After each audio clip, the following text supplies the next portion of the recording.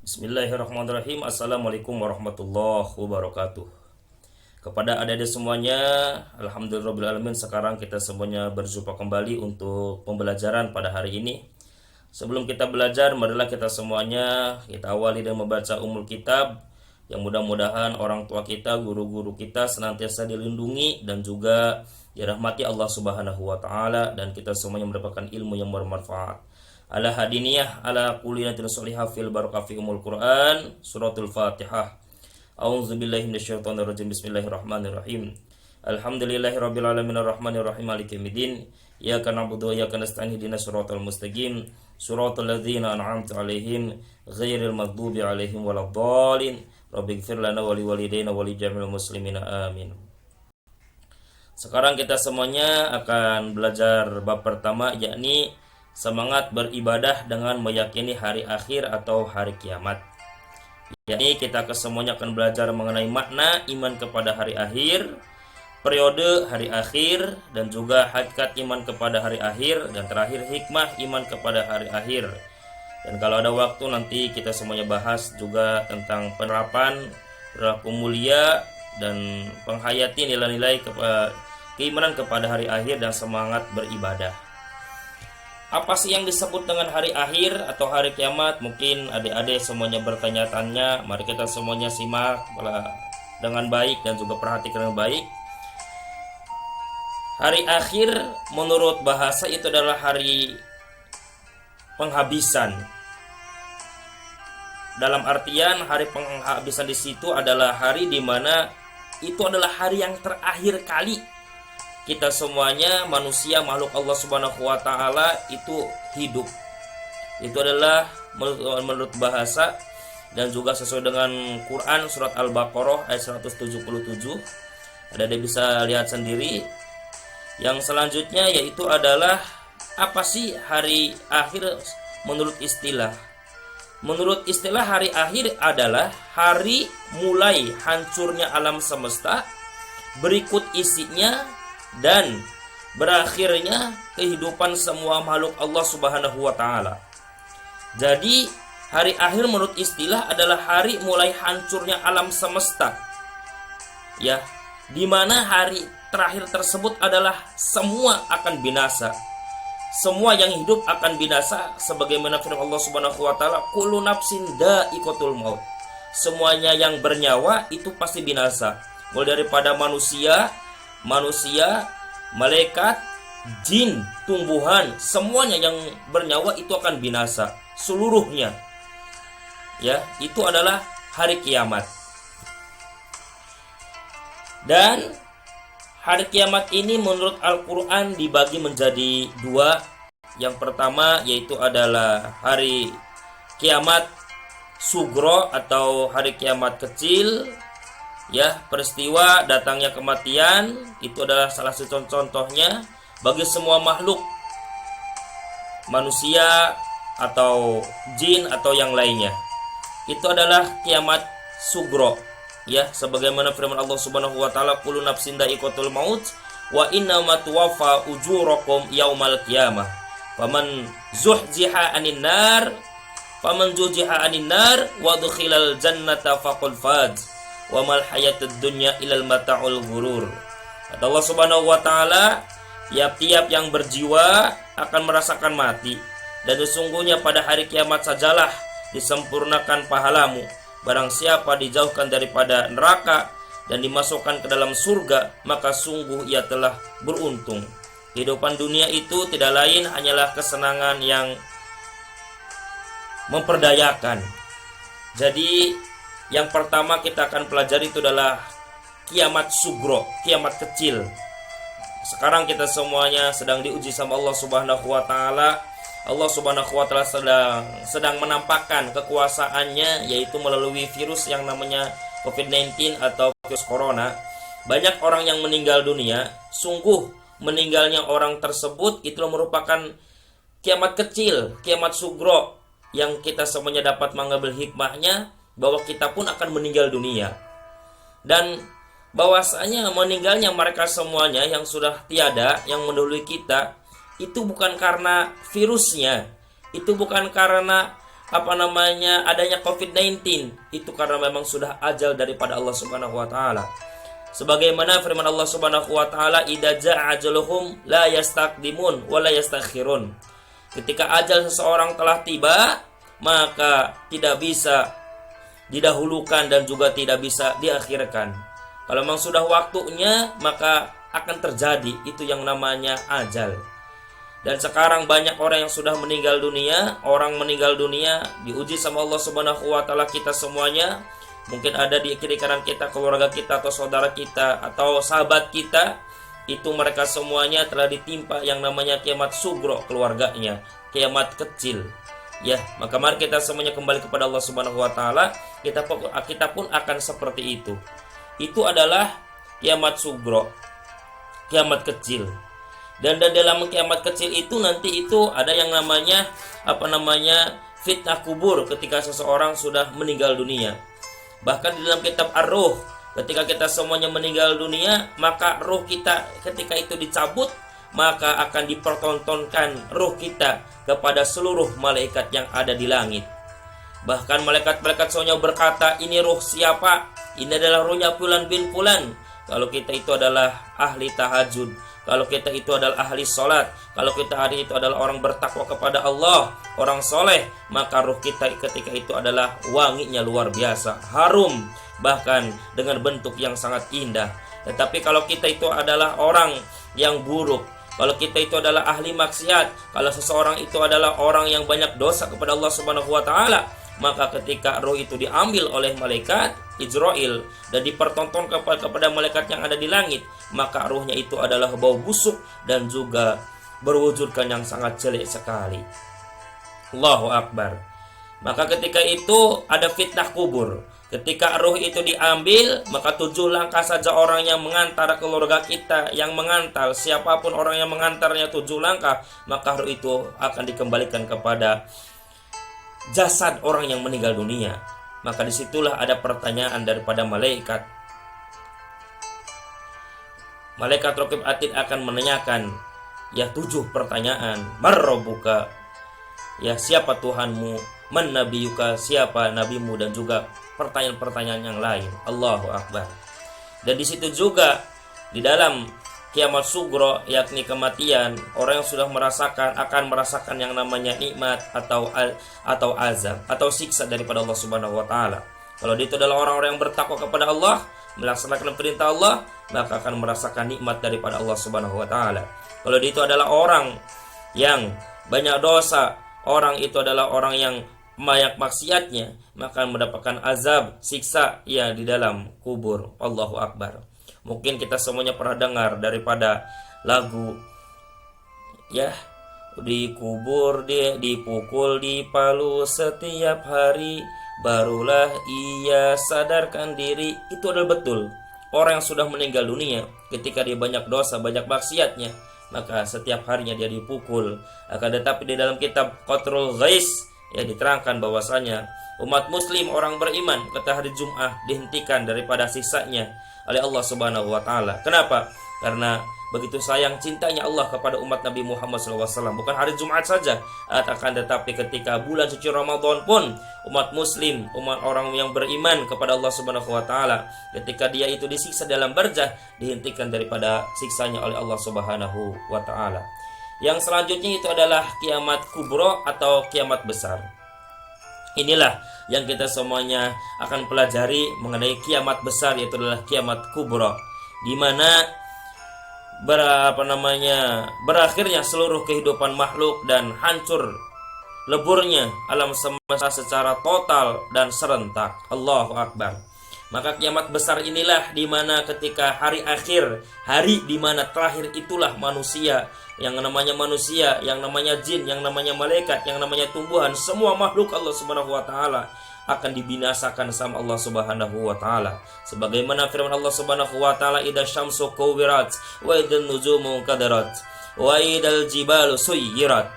Apabila matahari digulung, apabila bintang-bintang berjatuhan, dan apabila gunung-gunung dihancurkan, itulah hari kiamat. Bayangkan adik-adik semuanya, teman-teman semuanya, ketika ada seseorang mengendarai mobil, mengendarai motor yang begitu kencangnya, ya, terus dihentikan, direm ngedadak, bagaimana?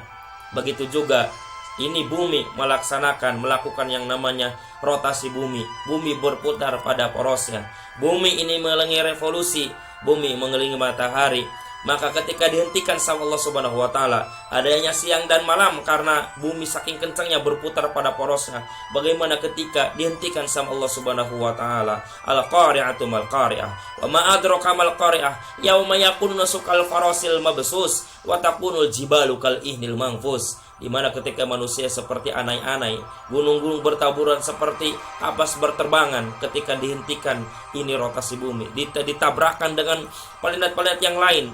Masya Allah, begitu keadaan hari akhir. Tapi insya Allah beruntunglah bagi orang-orang yang beriman, beruntunglah bagi umatnya Nabi Muhammad SAW, karena hari kiamat itu dipersilahkan sama Allah, diberikan sama Allah Subhanahu wa taala, bukan untuk orang beriman, bukan untuk umat Nabi Muhammad SAW, tapi umat Nabi Muhammad SAW sebelum terjadinya hari kiamat itu sudah dimatikan terlebih dahulu sama Allah Subhanahu wa taala.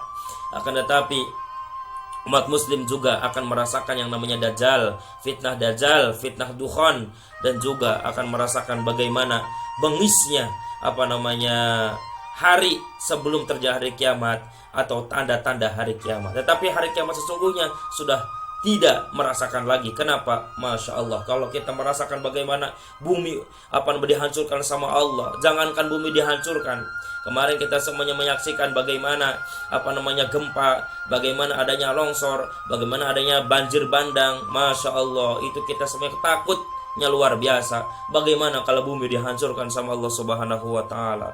Ya Allah ya Rabb, itu adalah kiamat kubro atau kiamat besar. Karena waktu kita semuanya lanjut ya. Setelah terjadinya kiamat, maka ketika itu malaikat ya. Sebelum terjadi kiamat itu banyak tanda-tandanya ya, karena waktu mungkin Bapak cuman menjelaskan beberapa yang ada di buku yang adik-adik semuanya lihat ya. Setelah terjadi kiamat itu ada yang namanya Yaumul Ba'ats.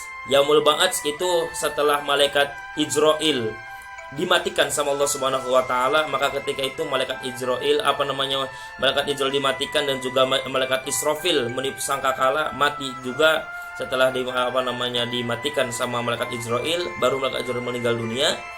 Dan ketika itu malaikat Israfil dibangkitkan lagi sama Allah Subhanahu wa taala dan meniup sangkakala, meniup trompet yang kedua kalinya, maka terjadilah itu adalah Yaumul Ba'ats, hari di mana manusia ya dibangkitkan sama Allah Subhanahu wa taala, malaikat dibangkitkan sama Allah Subhanahu wa taala, jin dibangkitkan sama Allah Subhanahu wa taala. Itulah yang namanya Yaumul Ba'ats, hari pembangkitan. Dan ketika dibangkitkannya manusia, dibangkitkannya jin, karena yang namanya inna khalaqul jinna wal insa, Allah Subhanahu wa taala menciptakan jin dan manusia itu adalah liya'budun, untuk beribadah kepada Allah Subhanahu wa taala. Ketika itu manusia dan jin dibangkitkan sama Allah Subhanahu wa taala itu dalam keadaan telanjang bulat. Masya Allah, tidak berpakaian satu helai pun. Bahkan ketika itu Yaumul Hasr, hari berkumpulnya manusia setelah dibangkitkan dari kuburnya masing-masing, maka Yaumul Hasr, di situ manusia akan berkumpul, di mana setelah dibangkitkan akan berkumpul tidak berpakaian sehelai pun di padang yang sangat luas yang namanya padang mahsyar. Masya Allah, bahkan ketika itu manusia panas minta ampun. Kenapa? Karena matahari itu satu jengkal saja. Sekarang kita matahari jauh ribuan puluh kilometer, jutaan kilometer kita merasakan panas. Saking panas kita semuanya membeli AC, membeli kipas, bahkan kadang-kadang kita pun masih kepanasan. Padahal itu jauhnya luar biasa matahari. Bayangkan kalau satu jengkal itu matahari. Allahu Akbar. Maka orang ketika Yaumul Hasr, orang ketika berada di padang mahsyar, orang ketika itu banyak orang yang berenang dengan keringatnya Karena keringat bukan lagi keluar itu seperti kita di dunia, tapi itu berkucuran. Masya Allah. Bukan hanya orang berenang dengan keringatnya, bahkan banyak orang yang berenang dengan darahnya, sampai berenang dengan nanahnya. Allahu Akbar. Kalau bukan amal ibadah, kalau bukan amal soleh, mau apa lagi yang kita andalkan di dunia ini?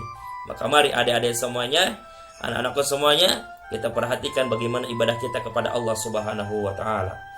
Setelah itu kita semuanya akan menerima buku catatan. Nah, setiap hari diri kita semuanya ditulis amal buruk, amal baik kita oleh malaikat raqib dan atid. Di kiri kanan kita, di kiri kanan kita senantiasa mendidampingi kita semuanya oleh malaikat raqib dan atid menulis, dan mereka tidak pernah tidur, mereka tidak pernah lalai bagaimana menulis tingkah laku diri kita semuanya. Dan ketika Yaumul Ba'ats, setelah Yaumul Ba'ats, Yaumul Hasr, maka kita semuanya akan diberikan buku catatan amal kita. Dan orang yang pertama kali akan mendapatkan buku catatannya itu adalah baginda Nabi Muhammad SAW. Bagaimana Rasulullah SAW mendapatkan buku catatannya itu dengan Masya Allah, dengan tangan kanannya.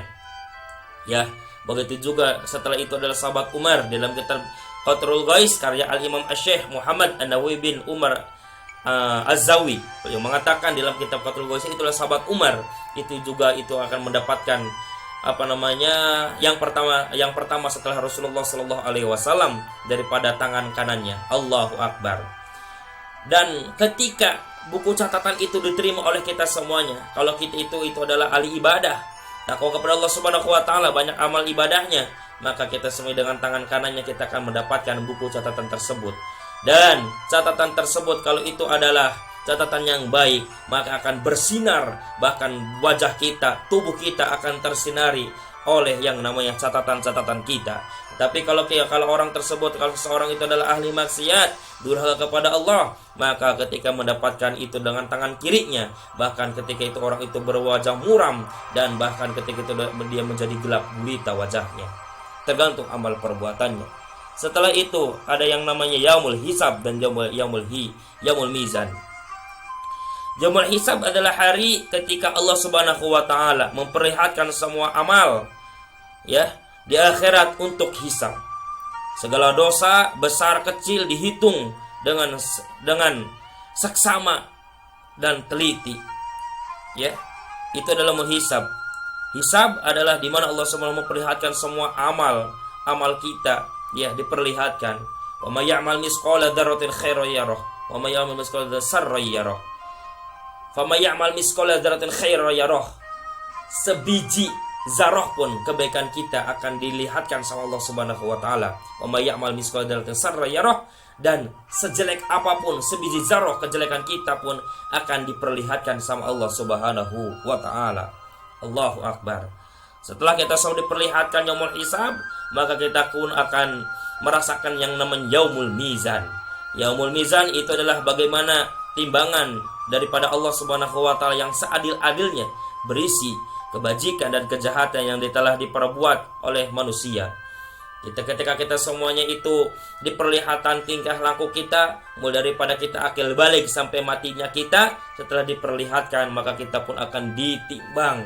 Itu adalah Yaumul Mizan, seadil-adilnya timbangan daripada Allah Subhanahu wa Ta'ala. Bahkan ketika itu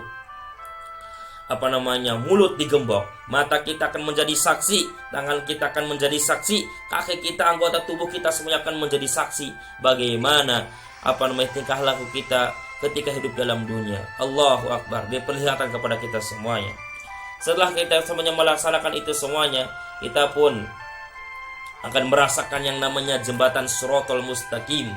Kita sering dengar bahwasanya jembatan Shiratal Mustaqim adalah jembatannya Allah Subhanahu wa Ta'ala. Perjalanan bukan semeter 2 meter, bukan 100 meter, 1000 meter, tetapi perjalanan adalah ribuan tahun kita semuanya akan melewati jembatan Shiratal Mustaqim tersebut.